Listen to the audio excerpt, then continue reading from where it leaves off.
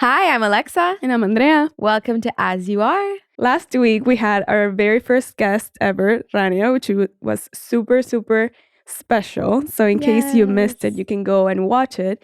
And during that episode, Rania set an intention for us, which was super inspiring. And the intention was to trust and reconnect with our bodies and to empower one another to be our most authentic selves. Yeah, so that's our topic for today. Our goal is to inspire you and empower you to be your most authentic self and to rise above the social pressure that tends to limit us in that process. Yeah, so we want to talk about how social pressure comes in, how it has affected us, and what we have done that has helped us overcome social pressure. So where it comes from, the obvious thing that we all know about is that it comes from the society we were brought up in, our family, our friends, from social media. And while all of that is true, yeah, and it plays an important role. It's really the basis of what you have. Like this is what shapes your norm and your standards in life is what your environment and your family and all of that has taught you. But as Andrea and I were talking about this topic, we realized that a lot of it is the standard that we set for ourselves. There's a bar that we put up.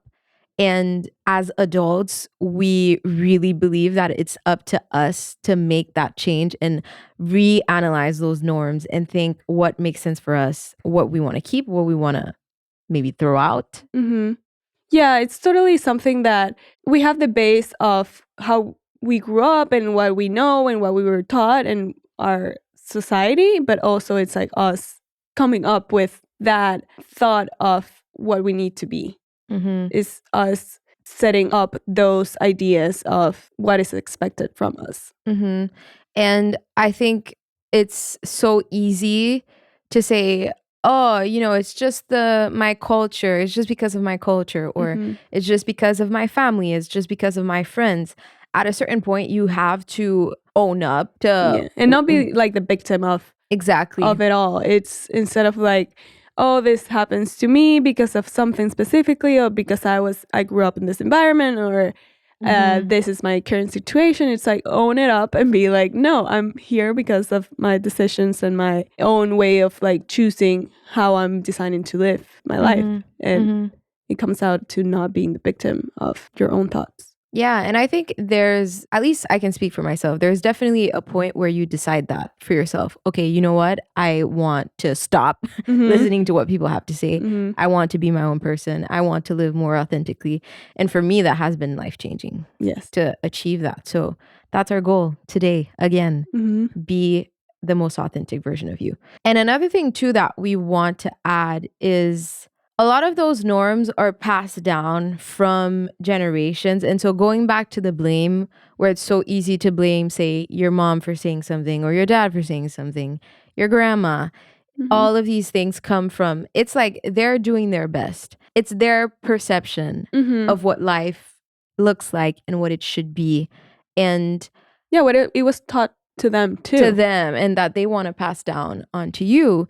And so because that at some point that's all they know too. It's like that's how they were raised, grew up, that how they dealt with life in general. So that's what they know and they pass it on to you. It's their experience. And so it has worked for them. So they want to make sure that you're going in the right path. So they try and align it to whatever they feel is the path. But I feel like there's a big divide, especially for our generation that has so much access to everything at our fingertips with our phone and the internet. And I feel it's becoming more and more challenging to relate to past generations and for past generations to relate to us. Yeah. And I feel like that social pressure is becoming even more intense in the way that now older generations might not even recognize some of the things that we choose to do in the way that we choose certain lifestyles that we learn from the internet that they would have otherwise like never even had been exposed to. Yeah, it's like previous generations, like they had no idea about it was normal for someone who lives on Europe, let's say, versus now we have so much access to everything and even more recently that we have access to a lot of like people's lifestyles and experiences and people are voicing out a lot more. It's like you start to see and that different ways are possible. It's like now they tell you, oh, you don't have to live that way. I live this way and I'm great. And this is my life. Exactly. Which can be like super overwhelming as well. Yes, because then comes comparison and not feeling satisfied. You have a lot more things to compare to. Yes. But also you can listen to a lot more people's experiences and grab whatever you learn or whatever they learn from those and like keep what you want. Keep what you want. Yeah, exactly. Yeah. But for sure, it's like nowadays we have so much access to a lot more information and we can compare ourselves with a lot more things that previously our parents or our grandparents didn't even think of initially. So really all that to say is be gentle with your family, especially older generations that may have a certain idea of what normal should be and what standards should be for you. I feel especially for women, there's a particular way that a woman should act, especially in societies like where we come from, Venezuela and Haiti. It's like very proper. Yes. So yeah. And now we'll get into what has affected us as social pressure. Yes. We had broken it down into categories. Yes. So it's the external world and the internal world.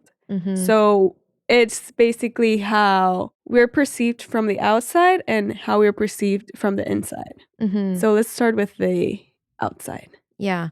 So the outside or external world being everything that is your physical appearance, your material possessions, things that you own, whether it's your car, your apartment, your clothes, what people see with their eyes from the outside without even speaking to you, what they see just point blank. And physical, without necessarily knowing you. Yeah, without knowing you, just all of the things from the outside. And I feel like physical appearance is one that's very big for many people, many women in particular. For me personally, growing up, I've had comments made on my physical appearance saying that I'm too skinny or, things like that would really impact me to the point where I would go home and tell my parents, like, I need to eat more so that I could gain more weight, so I could be more like whatever the kids at school are telling me that I should look like, Right, because you thought they were saying like, okay, you're not meeting the standard, like you're way too skinny of like the average or what you should look like. Yes. And, it's like whatever that means, because there's not really one body type that will ever be the body type. There's always going to be something that people can pick on and criticize. So, I mean, physical appearance, I think no matter your weight, just know that whatever side of the spectrum you stand on, people struggle with physical appearance all around. Even the people that can look the most put together, the most beautiful, or the most. Sometimes those are the people that struggle with physical appearance even more than other people. Yeah, because sometimes what you were saying about it's like how people are looking at you physically. That also comes to, let's say, regardless of your weight, it can be also like the way you're dressed, or the things that you have, the house that you live in, the car that you drive. And we were talking about this, and like you had a situation where someone was looking at you. Yeah. It's like, so I'll tell you, I was in the elevator and I felt like the person next to me looked at me up and down. And then I feel like my whole life, my initial reaction to that is always like on the defensive. Yeah, like, it's like they're judging me. Why are they looking at me? They're judging me. There's something wrong with my outfit. There's something like, do I have a mark somewhere? Like I automatically feel uncomfortable. Yeah. But then as I was looking at the person from the corner of my eye, I saw her then look at herself and look at herself up and down. Yeah. And so I understood that her thought process was, I'm comparing myself to this girl that's next to me. And it's not necessarily that she was judging me in a negative way. Maybe she could have been admiring the way that I was physically and comparing to her and maybe saying things about herself in her head. Yeah, totally. And it's like sometimes like our initial thought process, or at least my initial thought process, is everything is related to me. It's like, oh, she's looking at me because she's judging my outfit, or she's judging the way I look, or whatever. She's judging me. And we were talking about it. It's not necessarily that. It's always a projection, or not always, but it's not always about us, and it can be a projection about themselves. So she was probably insecure about her outfit, and then she looked at you and you initially thought it was negative, but she was actually thinking about herself. So yeah, and I was like, no, please don't compare yourself to me. I hope that's not what she was doing, but it felt like it in the moment. And so just to say that you never know what the person is thinking, what their intention is. And even if they are actually looking at you and judging you in a negative way, that's their own insecurity as well. Yeah, it's like don't it's coming from their own insecurity. So exactly. It's like whenever there are bars set up in society, or what we think is set up in society, it's like it always starts from an insecurity of someone else. It's not related to you necessarily. It's about everyone's insecurities. If that makes sense. Yeah, that makes sense. Which it's not something that we think of often. We always think it on the other side, and it's our side of like. Because I would say the same way that you are, or you and I and everyone is in their head about, oh my God, something's wrong with me. Everyone else is doing the exact same thing. So everyone is more concerned about themselves than they are about you. At the end of the day. No one is sitting there thinking, oh my God, what is Alexa and this and that and this and what is in there? Yeah. They're thinking about themselves. Everyone is concerned about them. Yeah, everyone. At the end of the day. So just to say to that, it's something that we have struggled with and still struggle with. Yeah. Just judgment on our physical world. It's like...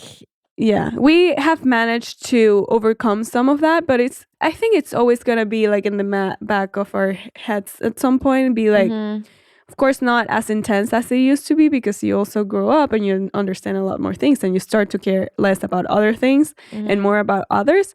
But I think it's always, insecurity always like comes in and goes. And there's the pressure of it all, the social pressure plays a role. It creeps in and it's gonna be there, but it's just like understanding how to manage it and to overcome those feelings. Yeah, which is what we'll talk about in the next part. But before we go there, we'll talk about the internal world. And I feel like that's where we can tend to be very, very hard on ourselves, and we really have to watch out with the self-talk.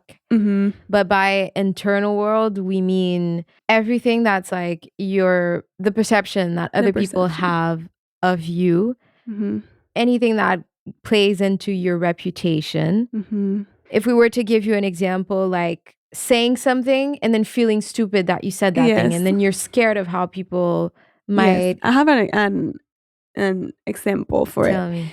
So at work, which is what this comes in to my life the most in terms of insecurity of like speaking up and saying something dumb or whatever, it comes in a lot in work. And when we talk about like setting a bar for ourselves, blah, blah, blah, it's, for me, I have set that so high in terms of my job and my title and what I'm doing. And I've struggled a lot with this previously, where I'm working at this company and I have this title and I automatically think that I need to be an expert, that I need to be... If, let's say I'm a junior, I need to be a senior. Like, I need to act as a senior and act as if I know it all, because what if I say something stupid? They're going to be like, oh, you are not even at that level of a title. You know what I mean? It's like I'm trying to project myself as if I am so knowledgeable about what I'm doing. But in order to do that, I'm so afraid to say something stupid, because it's going to like lower the way that people look at me and be like, oh no, she's actually not as knowledgeable. You know what I mean? And then you're kind of dimming your light and you're closing yourself off really from the world because of your fear of being judged by other people. Exactly. And I feel a lot of people can relate to that, because I've seen with my colleagues that sometimes we're in meetings and we all like don't want to say something because we don't want to say the wrong thing. And something that I wanted to say that I was like, I don't want to forget is that when I joined the company that we met, something that was really inspiring was like you were asking so many questions. Like, okay. And that comes in also in terms of like not saying the wrong thing. It's like, not asking the wrong questions too. So you stop asking certain things because I thought in my mind it was like, you should have known that already. You should have known that. Yeah. And then when I joined the company that we met at, you were asking so many questions that were so simple, but also like so simple, but at the same time important questions to ask. You know, it's like, and I was like, you're not afraid of asking so many questions. And I remember it's like you were like, oh, why do you say that? Or but why can't we use this then? It's like questions that like I would have been afraid then to ask. So it's like, oh no, you should know why we shouldn't use that, you know? Okay. So it was like so inspiring because it made me realize that not everyone knows everything. And also when you were asking some of those questions, people higher up didn't know the answers to those to them. So it's like it's like I was setting myself so much, like the bar so high to be like, I should know this and I should be the best at what I'm doing. And it's like, I'm pressuring myself so much to be at this level where I don't necessarily, like, I'm not there yet and it's fine. Like it's in terms of like work and my job, whatever. I'm not there yet and it's fine. But I was like putting that pressure on me when not even like let's say my boss was even asking me to be at that level, you know? It's like I was like sabotaging myself in that way. Yes. Thank you for sharing that. That's great. You're welcome. I feel it's interesting because for me, I think that I struggle more so with the physical aspect of judgment. And for you, it seems more like the intellectual aspect of judgment. And so it's interesting to see the contrast because I remember when we first met, and I said this on the first episode, that I automatically loved your style and I loved your physical appearance. And so it's interesting that you, in contrast, loved my intellect and like my way of communicating. Yeah, and that's it. That's the projection aspect to it. It's like what I struggle the most is what I look the most in people too. It's like, oh, I'm struggling with asking questions, and then I appreciate that you were asking so many questions. So that's what I look into people. Okay, interesting. There's actually an influencer that I saw that said that if you are jealous, quote unquote, jealous of something that someone else has, it's because you admire that quality that they have. And instead of saying it with a negative term like jealous, switch the vocabulary and say that they are inspiring you and that you strive to be a little bit more like that. And it's like you're saying, you pay attention in other people to the things that you want to improve about yourself. So I love that, to use it as like an empowering way to push yourself to be more you and not be afraid to shine. Yeah, and also get inspired to try whatever you're looking on someone else. Like I got inspired from you to be asking, like, it's like I could see someone doing what I was afraid of doing, but not having like a negative outcome. Like whenever you ask this question, like nothing bad happened. So it's like I could see that I could do it too, you know? Wow, yay. So another aspect of our internal world that we feel can be judged and criticized and be under social pressure is our lifestyle choices. And that comes down to really who you are as a person. So if I could give you an example, like for me, I identify as a person that is creative, artistic, that loves to be free and loves doing yoga and is very spiritual and mindful. And to a lot of people, that falls in a box, in a stereotypical box. And they might see that as, let's say, a lifestyle that maybe they deem less worthy of another. And so they might judge me for being that person. And since we started the podcast and we've been trying to push ourselves, I think really our main goal with the podcast was trying to be more authentic and to explore that and express that. I feel for me, it's really been about expressing this is who I am, exactly who I am. And it's been so empowering to do that.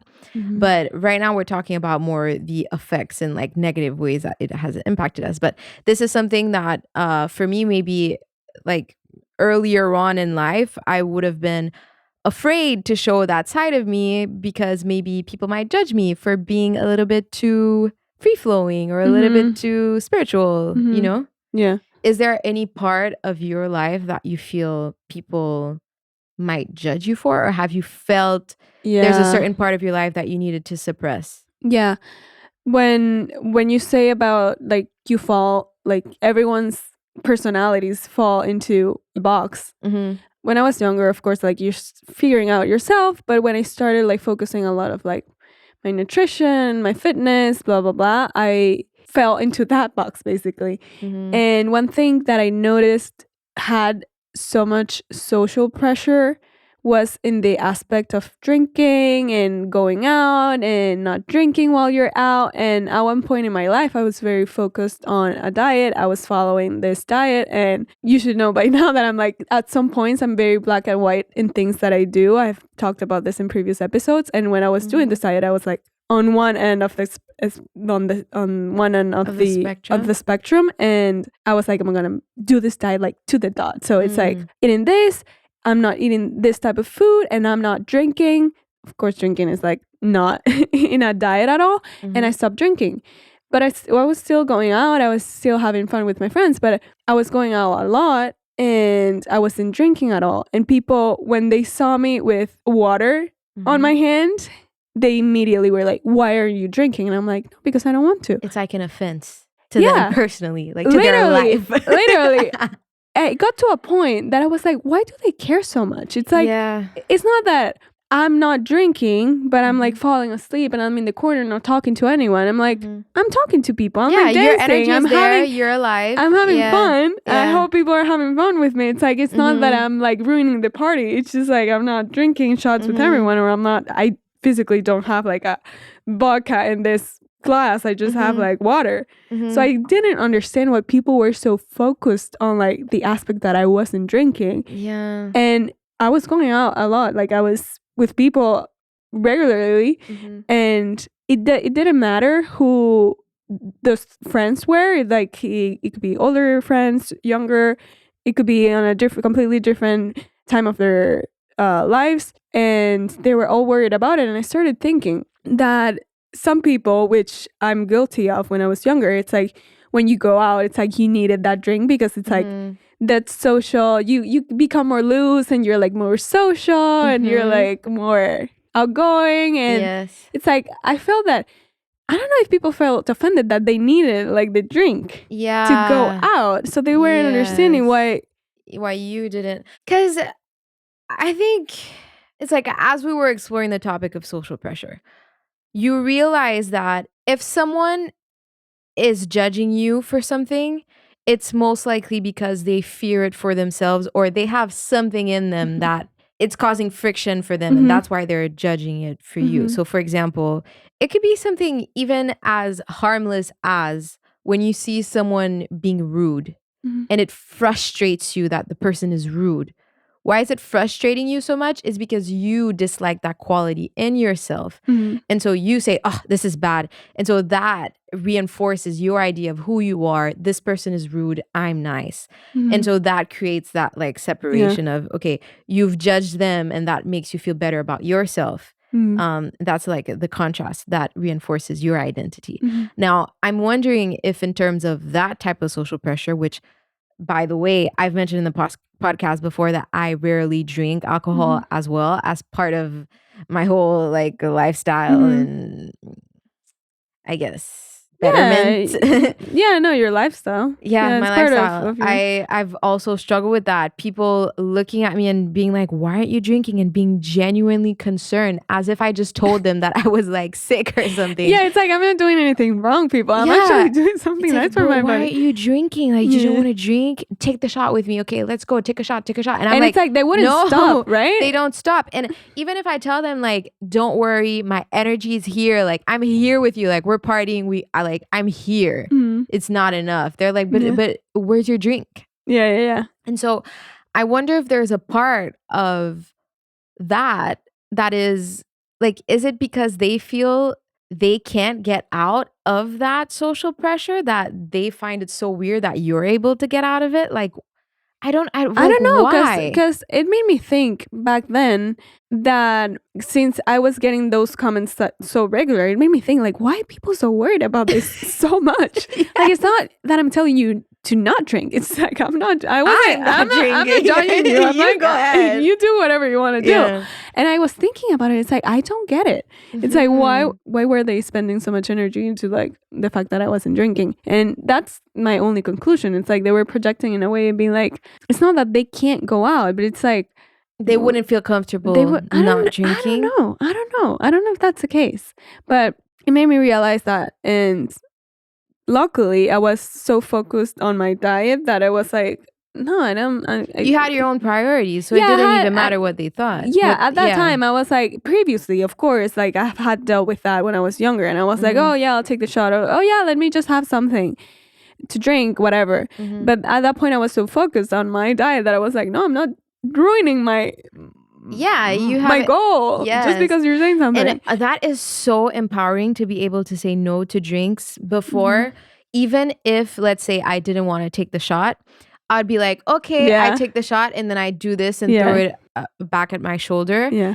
You have no idea how much that is damaging to yourself. You're literally going against your instinct and your decision to not drink and just to please people. You're taking it and you're wasting the drink. Yeah.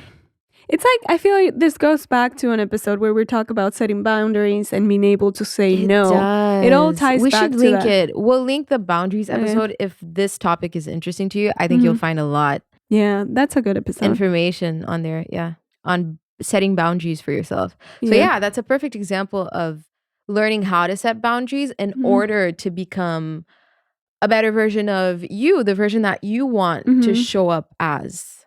Yeah. And not let external people or like social pressures to form your personality or form the way you act or manipulate the way you do things just because they're there annoying and like getting in the way. So these are really the two main forms, we would say, of how social pressure impacts you in your external world and your internal world. These are just some main ones that we thought of for ourselves that have been challenging in our lives.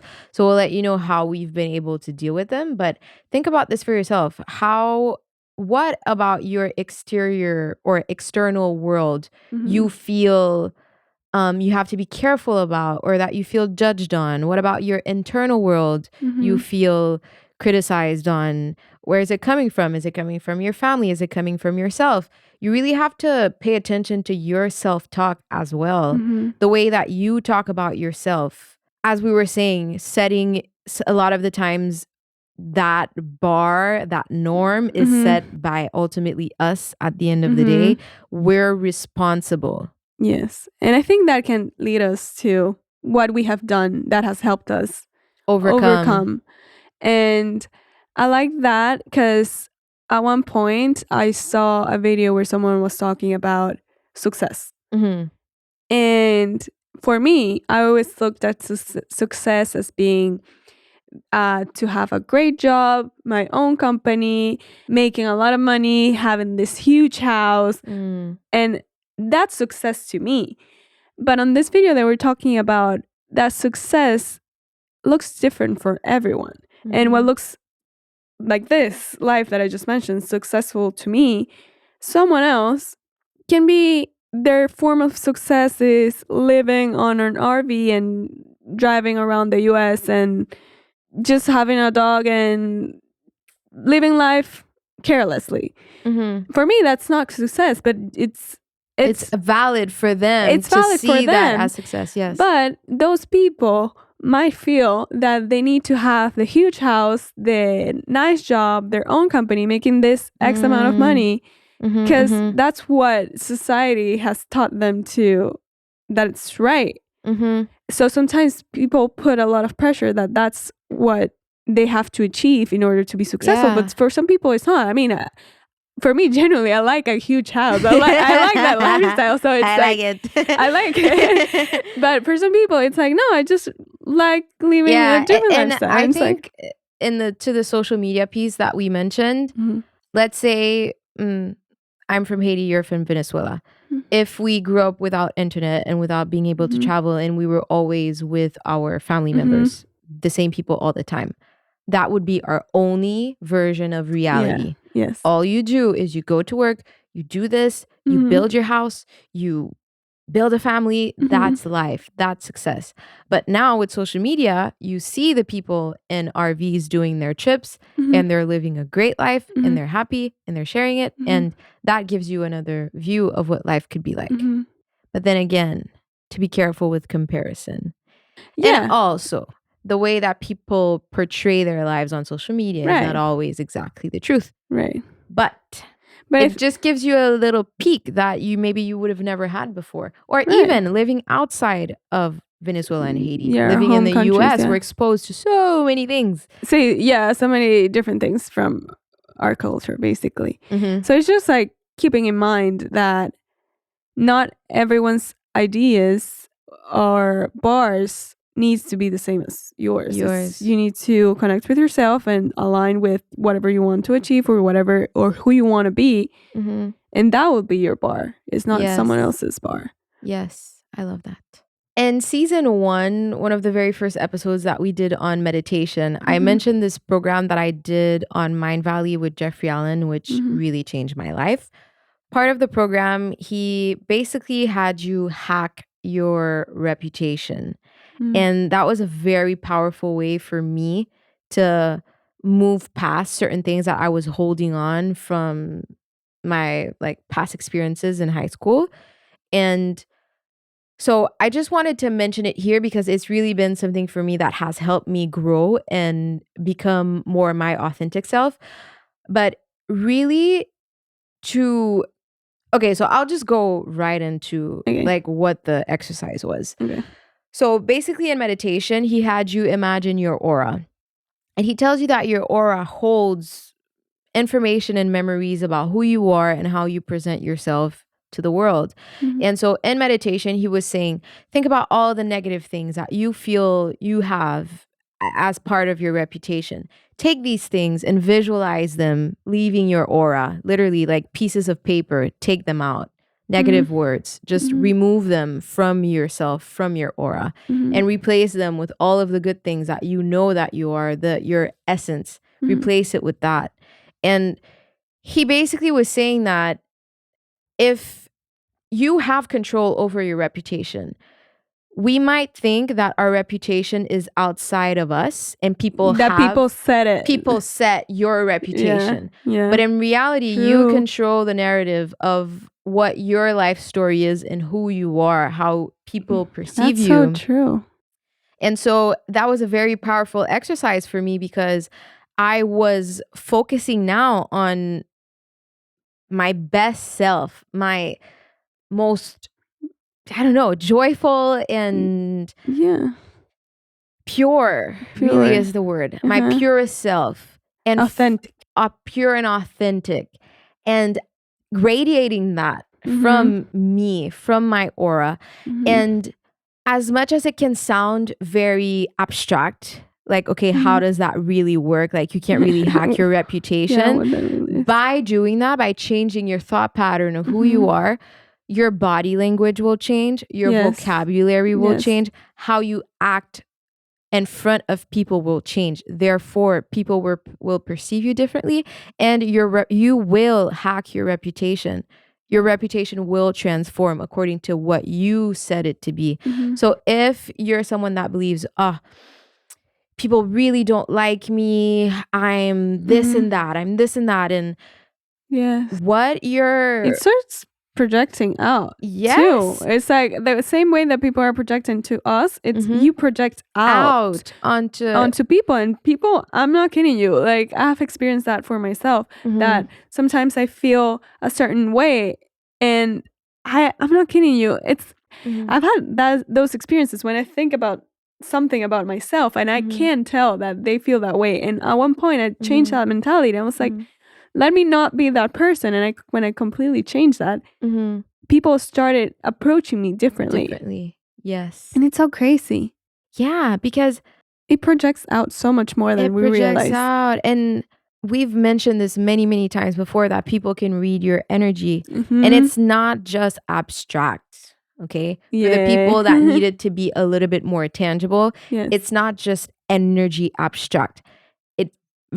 People perceive it in your body language. It's like even the way you walk changes. Exactly. The way you speak, the way you move your hands, everything changes. Everything it's crazy. changes. Yes. And so for that reason, people will just perceive you differently. And so to wrap up what I was saying about hacking your reputation, you have a lot more control than you think.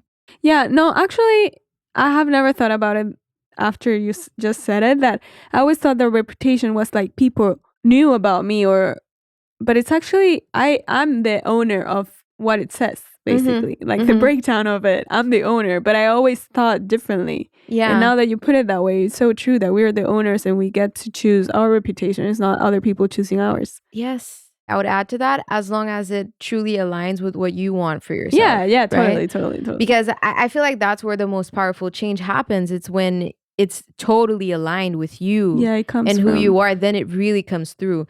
Because if you're trying to hack your reputation to be something that you're not, then people are going to read that as well, and it's going to look phony and not real. Yes. So just try and be real, try and be true to you. And part of figuring that out for both of us is journaling. Yes. We've also done, this ties back. We've also done an episode on you journaling. Have to listen to all the episodes.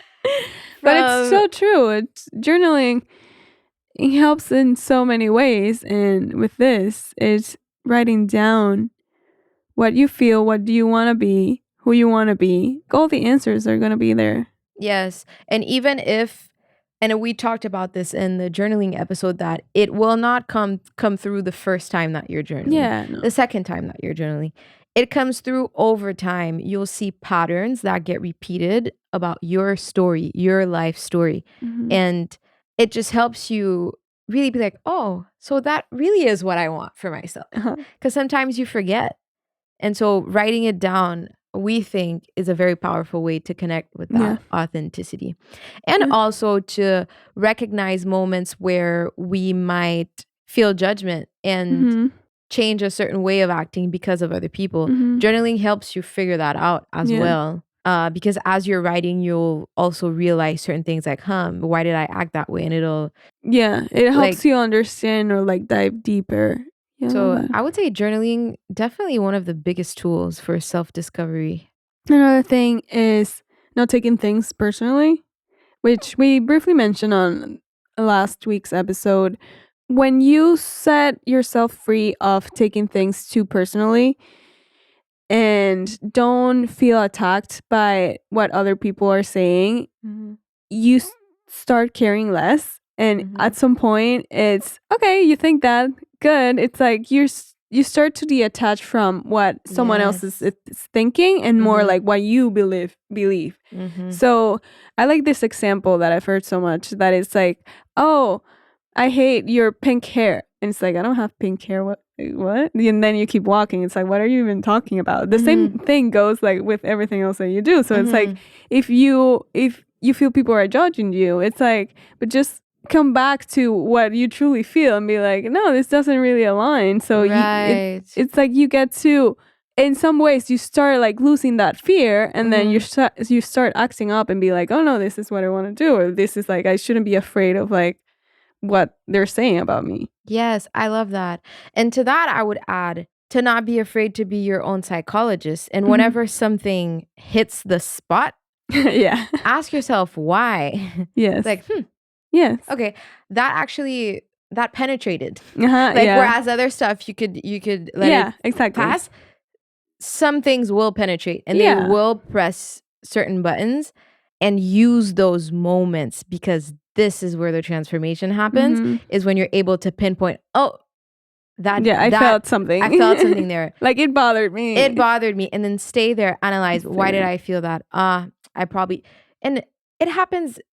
It's a 2-second thing. You will understand why in 2 seconds. It's just the act of being like, connecting. Yeah. Whoa, why did I feel that? That alone is the power. Yes. The hardest part is realizing that something affected you. That's the hardest part. Yeah. Once you have that, it's easy to understand the why. Totally. So I love that. And I would say my biggest tip is be your own psychologist. Don't be afraid to analyze yourself on a regular basis. Yeah, I agree. And on that note, we want to end this episode encouraging you to try one small thing.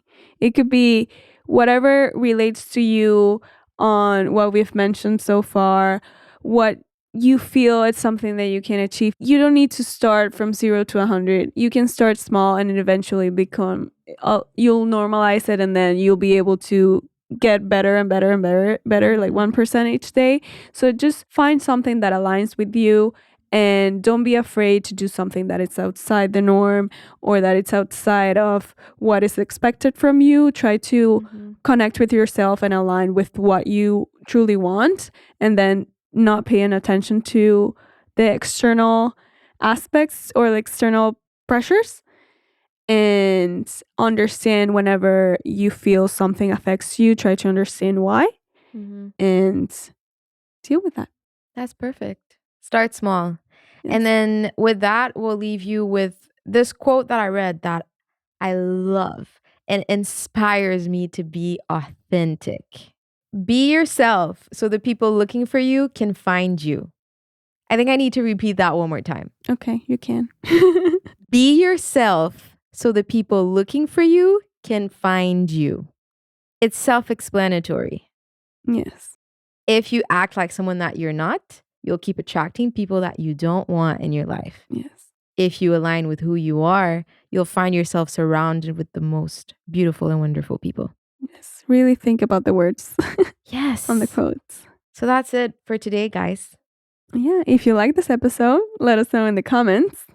We hope we've empowered you and inspired you to be authentic. The only way this podcast grows is if you like our content and subscribe. And you can find us on Instagram, TikTok, Spotify, Apple Music, YouTube at As You Are Pod. Yes, please share the content and see you next Wednesday. See ya. Bye. Love you. Bye. Love you.